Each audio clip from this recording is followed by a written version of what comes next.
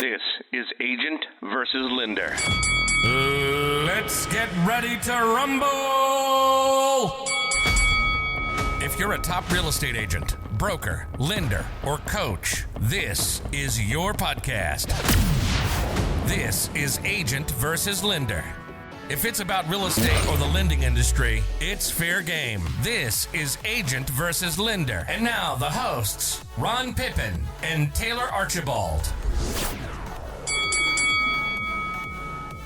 Welcome to another episode of Agent versus Lender, and today I'm excited to have Tonja Masina with, she's the broker and owner of Paradise Realty. And welcome, Tonja. I'm really actually pretty excited to have you on. It's really a pleasure to be on a podcast of yours too. So thank you for inviting me. Awesome. So tell us, just introduce us to yourself. Tell us a little bit how you got into business and where you're at today. Okay. So I started in 2002. I wanted to become an agent so that I could purchase homes and just kind of build wealth with real estate, like my grandmother had done. And so I got into real estate, and I actually really don't help myself very much buying and selling anything because I help a lot of other people instead.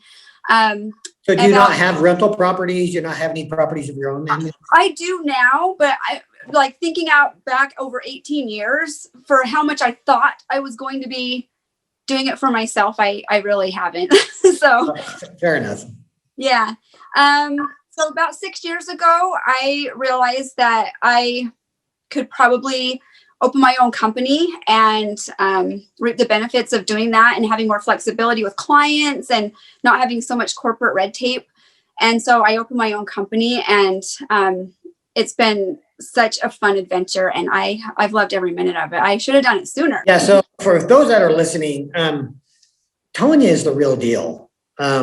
She did 120 transactions last year. I don't know if I should say that. I don't know if that's a cool thing to say or not, but she probably wouldn't toot her own horn. So I'm going to, because that's an amazing accomplishment to do that many transactions as a real estate agent. Thank you. I don't know how many other people do. So I don't know. I just know what I do. And so, what's really funny is we were talking, and so tell me, for 120 transactions, normally you have a team. Who's your team? My team is my sister, who I actually hired probably 16 years ago, because I realized I couldn't do the paperwork myself, and I actually didn't like the paperwork, and she's really good at it. And so I hired her. She's a really good worker. She's able to do a lot of paperwork. She does, she works only from 9 to 2 every day. And it's pretty much just her and I, and we've got a really good system down that makes it really easy for me to plug people in. I still can't probably do more than 120 and keep the same customer service level. And that's really important to me too. But well, I'm actually shocked that you have basically a part-time assistant and you do 120 transactions a year. That's a testament to your systems and to you managing your time, because most of us just couldn't do that. You're what I call a unicorn. Well, you're so nice. Thanks. So I want to talk a little bit about maybe what you do to manage your time, because I'm still just really shocked. 120 transactions with a part-time person to help you manage paperwork. What does your day look like? Do you plan out your day? Do you block time? Do you block time for specific activities? Most of the time, I know that I've taken a lot of classes that teach me how to time manage and time block. And a lot of times it goes out the window because I've got people that come from out of state or people that have certain jobs that I have to deal with. And so for me, it was more of I prepare the night before. I get all the documents I need for today, last night. So they're all in a stack, ready to go in the order that I will need them in. So that really helps me be able to wake up and focus on getting ready for the day and giving the self-care that I need for myself to be able to make it through the day. So that was probably the best thing that I ever did, was get ready the night before, so I'm not stressed about anything today. And I probably could be better at time blocking as far as when I schedule appointments, but I have to be flexible. If I want to get a listing and they can only meet me at 7 p.m., that's when I'm going to go, so you got to be flexible, but also stingy. Kind of, there's a good balance there. I don't give up time with my family. If my daughter has a soccer game, I've raised 4 kids, in the thick of this job, and my kids always come first, and my clients respect that and they understand it. And I've never had a problem with that. I found so many times that in our industry that people think they have to be on call 24 hours a day, 7 days a week. And if you put a client off for a couple hours, they're going to call somebody else. And I've just found that that's not true. As long as you can tell people what's going on and keep them informed that, hey, I'm going to my kid's soccer game. Can I call you after that? I'm with you. Most people are really respectful of that. You don't have to leave your kid's soccer game for 30 minutes. Most people will wait that 30 minutes or an hour. Business will still be there when you're done with the soccer game. Yeah, and if there ever was a person that wouldn't respect that, it would be okay if they didn't want to work with me, But it doesn't ever happen. But it would be okay with me. Okay, that's really good advice for most of us, because most of us just don't get that part. And I'm actually a little shocked that you don't time block a little bit more, but it sounds like you're very organized. You put things together the night before, which I have personally found very helpful, because if I get up in the morning and I don't have my day already planned, then the day plans me. Mm-hmm. Is it same for you? Yes. Oh yeah. And I do have a kind of a simple morning routine where if I have to get up and start working on client things right away, it throws away everything that I do in the morning, and then I'm off the rest of the day. So that's the way I found to keep on. I walk with my friends in the morning, and that's important to me. And if I had to be doing stuff for clients in the morning, then I would give up walking with friends, and that's not going to happen. So, you just got to prioritize. Sure. So there is some time blocking. So like I go and do some reading in the morning, and I go and run on the treadmill or run outside or do a little lifting or do something. And I do that every morning. But it's usually early enough that most clients are calling me. But so there's still some time blocking that you do so that you can have your priorities. And just like you said, you have your family, you have your balance of life, because if it's work 24/7, people just burn out too fast. Yeah, it's not worth it. It's not worth it. So 120 transactions a year. How do you get business? What is it that you do to bring business in the door? What's funny? I get a lot of agents that ask me that, just agents that call and show them my listings and like, how do you do all this? And they're asking, they'll always call and say, can you tell me, do you get Zillow leads? And I'm like, no, I have never done any of that. But it's because I like working with the people that I love and that trust me.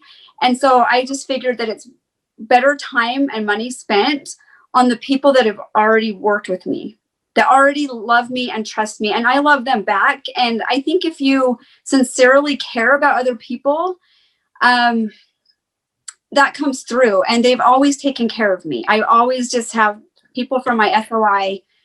It's a constant stream, and that's been perfect for me. And I just keep in touch with them, and I don't know, they've become my friends. You can't work with me and not expect to be my friend. So sincerity can't be faked. It just can't. I don't think so, but because I really do love the people that I work with, and I feel like I can learn something from every single person. And so I just love learning from them, and I don't know, being part of their lives. So it sounds like then you mine your past client database, and you keep in touch with people. When I say mine it, what to me that just means you're keeping in touch with them. You don't do a transaction and then just say, oh, call me in 5 or 6 years or 7 years when you want to decide to move again. It's just like you keep in touch with them. Yes, I even tell them, I say, hey, you're not done with me. I'm going to be your friend for life. so yeah, they know all through the transaction that I'm their friend. I go to their, baby showers and their, I go to their things because I sincerely want to keep in touch with them. I want to know what's happening in their lives. That's important to me, to know their kids' names, their dogs' names, their grandkids' names, It's fun for me. I love it. Yeah, that's awesome. I've only met a few people in my life that work strictly their database and do no other marketing and do really, really well. I know another loan officer that's all he's done and never bought a lead, doesn't do the social media thing, doesn't do anything. He's just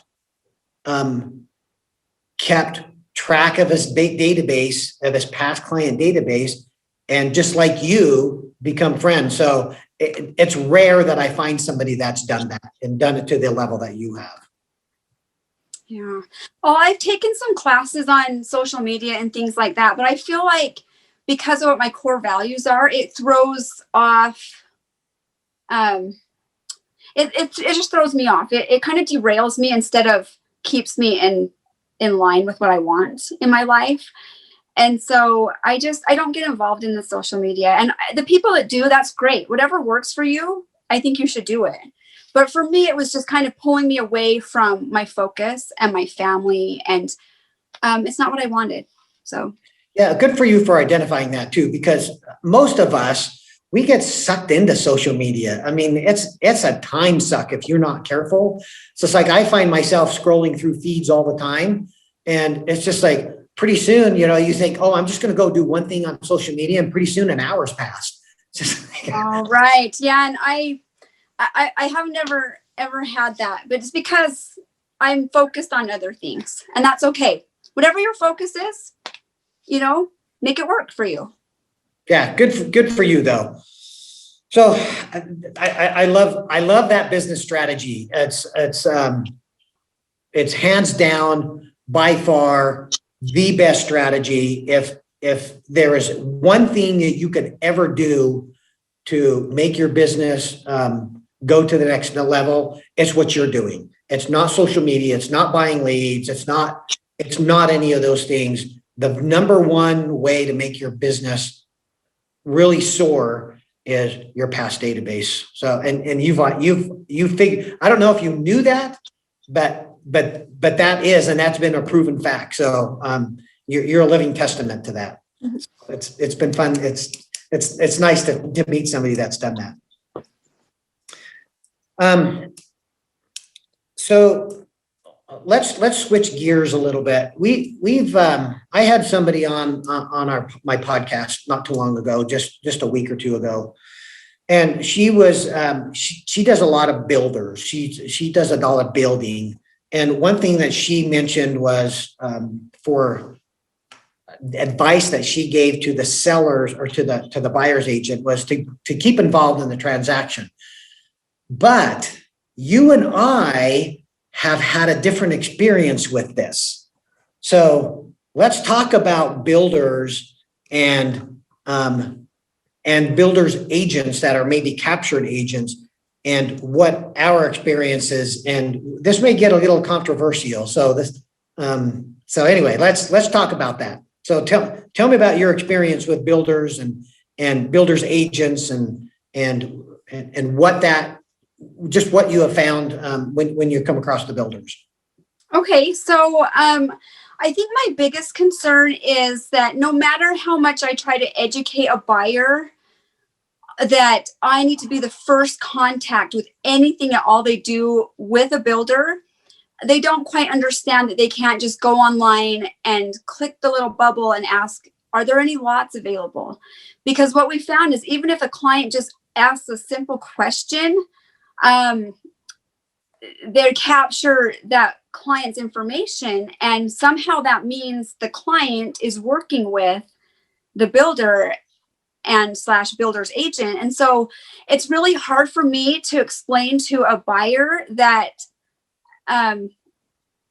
even if you want me to ask one simple question, it has to be me that asks, because that to me doesn't seem like it's the best customer service for the general public. So I've kind of looked into it. I called the Division of Real Estate to say, what can we do about this? And I think the main problem right now is that builders are not regulated by the Division of Real Estate like we are. We have certain codes. Like if somebody calls me on a listing from the general public, that doesn't mean that they're my client. It means that they're asking if the house is available and if they can see it. So there's a disconnect there, and it's because the builders are regulated by a different department, which I can't remember the name of. But I had a great talk with the division, and they said that what we could do is, kind of get some people together and talk to our legislature and see if there's something we can do to kind of make it better for the public. And that was my big concern, is I just don't want my buyers going in and feeling like they have to use the builder's agent and they have to use the builder's lender, where it may or may not be the best thing for them. And they don't understand why just asking a simple question would mean that they have to work with those people. And so for me, I just want the general public to be protected and cared for. And that's where I'm coming at the angle of, Yeah. So as a lender, we've come across builders all the time, and they have preferred lenders, just like most agents do. Most agents have a preferred lender that they like to work with. And when they are building a house, they are giving incentives to the buyer to use their preferred lender. And it could be some kind of an upgrade. It could be some amount towards closing costs, but something that they're giving to use their preferred lender. So in fairness to the builder, I get why they do that, because they know and trust this lender, and they want to make sure that the transaction doesn't fail. Because just like you and I know, there's good agents, there's bad agents, there's good lenders, there's bad lenders. And they don't want somebody to get with a bad lender and have something screwed up and have the whole transaction fall apart right at the last minute. So they're giving an incentive.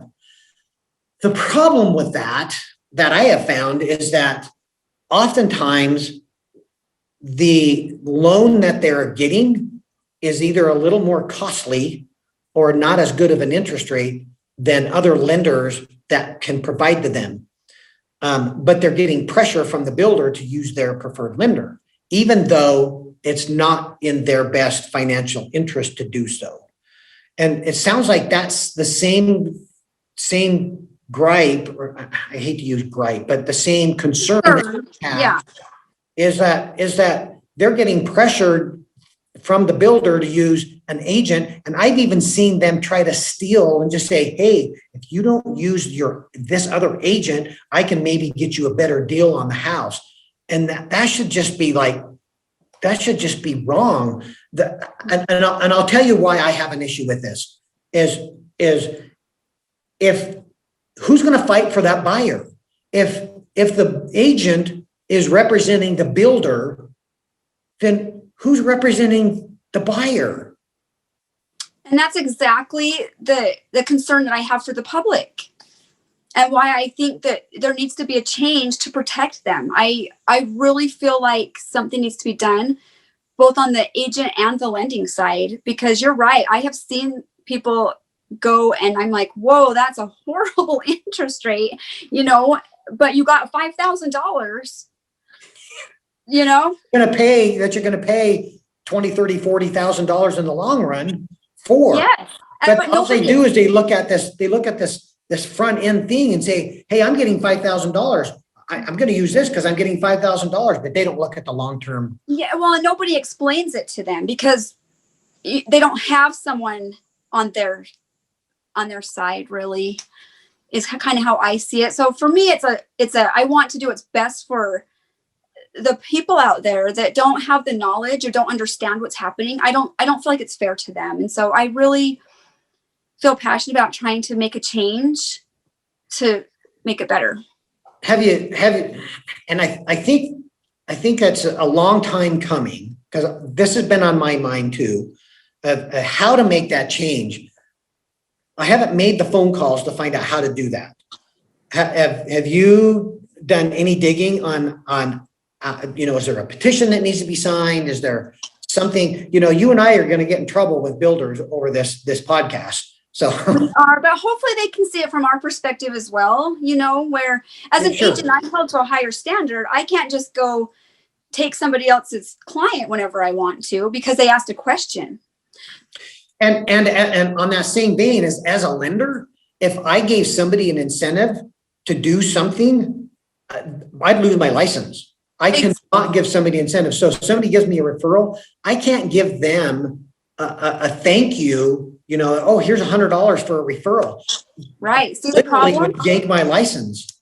Yeah, it's a problem in my opinion that needs to be resolved. And I did talk to the division. They told me to call my legislature and see if we can get.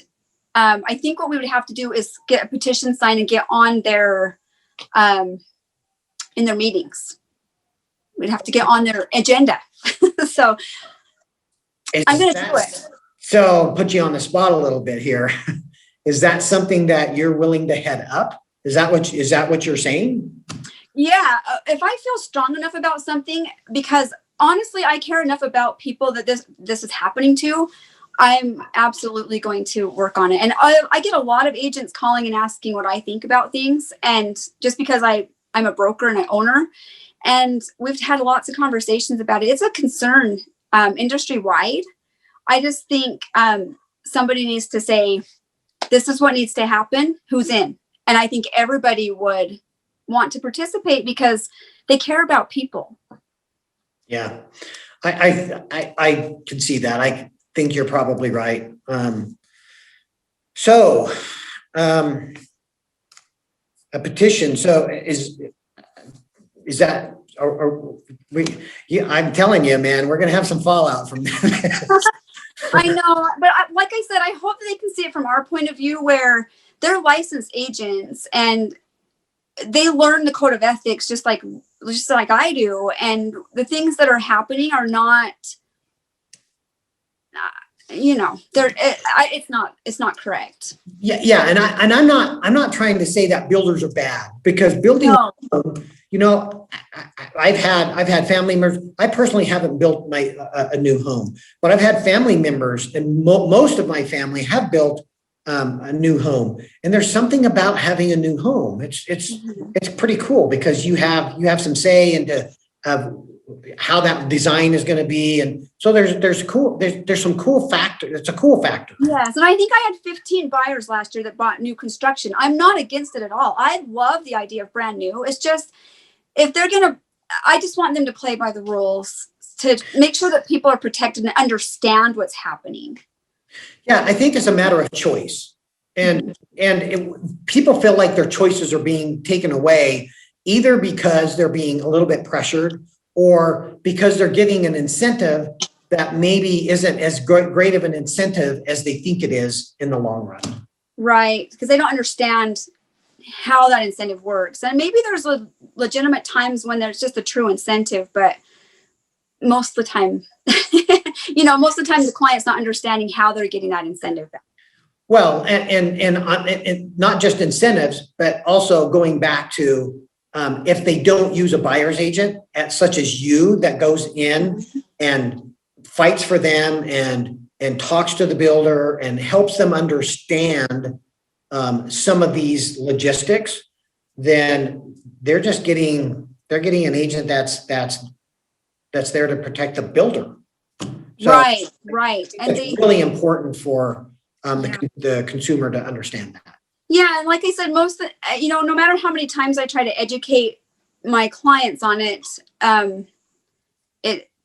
they're not in a place where they understand it enough to, anyway, yeah, we need to go the other way and see if we can help it. So yeah, I'm going to be following up with that for sure. Cool. You've mentioned a couple times you're driven by your values. So what I think your balance and family. Sorry, I'm switching gears on you again. Okay. Driven by values. What does that mean? What does that mean to you that you're driven by your values? I think everybody is more than they know, but whatever your core deep beliefs are, like for me, mine are that I never want any regrets with how I raised my kids and how much time I spent with my kids. And so for me, that value, that core deep value of that important family time was so ingrained and deep in me that if I ever had gone against that, it would have been uncomfortable. I would have hated my job, and it wouldn't have been worth anything that I would have given up to have that inner peace because I was following my core values. So I learned a long time ago that if your values are clear, decisions are easy. And so I wanted to find out early on, what are my values and what things am I holding true to that give me peace? Because the second that you go away from that is when you feel off kilter and unhappy and overwhelmed. So if you keep your values in line with what you're doing and how you're living your life, it's really amazing how it all comes together. And it's amazing. So how does that equate to, you said you never bought Zillow leads, you don't do social media. How does being true to your values, how does that equate to sales, or how does that equate to your business? So like you kind of brought up, if I were to, I think social media can be very addictive. I don't know, because I really don't do it. I posted my daughter's wedding pictures and I posted them and I left the page. I don't even know who's responded. So it's one of those things I wanted on there for a journal entry, but I'm not going to go on there and see how many likes I got, because that's not important to me. What's important to me is who did I help today and what did I learn from someone today? And so I think you can really get caught up really easily in the wrong things if you don't know what you want. So I wrote down a quote that you said prior to the podcast. Are you not getting sales? If you're not getting sales, are you true to your values? And I thought that was a pretty profound statement. And if people were more true to their values, they wouldn't get, some of us are just like, oh, squirrel. Yeah. Or like, what's the next best thing? But it's maybe not true to your values. So your values are your peeps. It's just like, who is my family? Who are my clients? That's your values. Yes. And it shows in your sales. It shows in your business. I love how you said squirrel, because you know how many offers I get, when you are published in the paper and things as a top agent, I get so many calls for coaches and for all these things that I could dedicate my time and my energy and my money to. But it's like, why would I do that? I'm happy with what I have. I'm happy with the number I'm doing. I'm happy with the people that surround me. So why add anything extra that would be a squirrel? There's no need. There's no need. Yeah, I love that, Tonja. I don't even know what to say to that. That's like another profound statement. It's just like, what is important in your life, and you don't need to bring all these other distractions in, because it can derail you pretty quick. Right. And when you're doing 120 transactions, I really have to stay focused on taking care of those people and taking care of my family and taking care of me. And if you do extra things that people, all this great big hype of stuff, I could grow my business. I could add a whole bunch more people to my business, and I could do 500 transactions. But you know what? That's not my core. I want to be happy with what I'm doing and have that balance in my life. And you have to find that balance. And when you find it, it's beautiful, and you don't need anything else. Man, I love that. This has actually been a really enlightening podcast for me, because sometimes I always add, I have a whole team behind me. So I'm one of those guys that, we need to get more, we'll add some more people, we'll just do some more. And I think sometimes I find myself out of balance myself. So, it's something that I probably need to look at myself. So I thank you for bringing that into the podcast. You're welcome. Well, just think at the end of your life, what do you want to look back and say? I worked 80 hours a week. I don't think anybody would want to say that. So, and I'll be honest. So you mentioned that you brought in your sister because you didn't like paperwork. It's just not your thing. And that's the reason why I started building a team too, is because I found that there are things that I like to do and things that I'm good at. And the other things that I don't really like to do and I'm not good at, I just hire it out.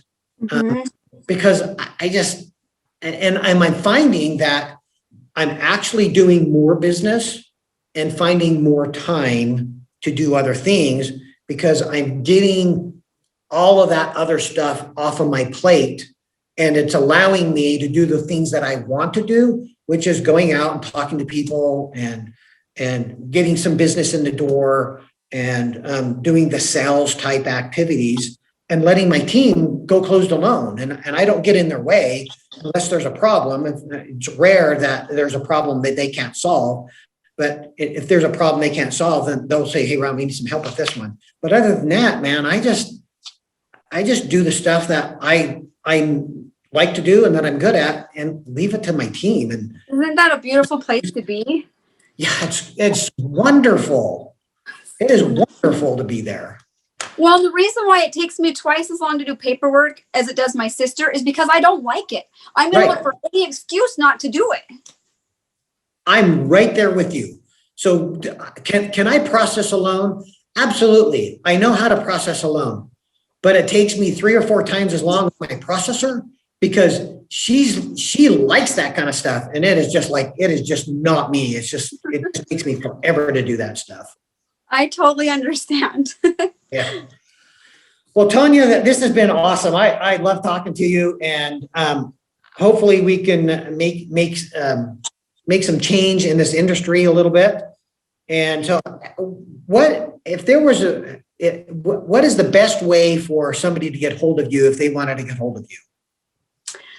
My cell phone, text or call. Do you want that number? Yeah, absolutely. Okay, it's 801-808-5084. Perfect. Yeah. Well, any other words of wisdom you would like to leave us with? Just a quote everybody's heard before: what you focus on expands. So make sure what you're focusing on is something you want to expand. So if you want to get hold of me or my team, you can get hold of us at 801-628-7667. And thanks again, Tonja. I appreciate you being on this episode. The pleasure was all mine, really. Thank you so much. And that will bring to close another episode of Agent versus Lender. You've been listening to Agent versus Lender. We put it all out on the table, as you can clearly tell, but that's what makes us unique. We hope you've gotten some useful and practical information from this show, and we'll be back soon. But in the meantime, hit us up on Facebook at Pippin Team or Ron Pippin, on Instagram at RonPippin9002. If you have questions or comments, email Ron at thepippinteam.com. This is Agent versus Lender, signing off.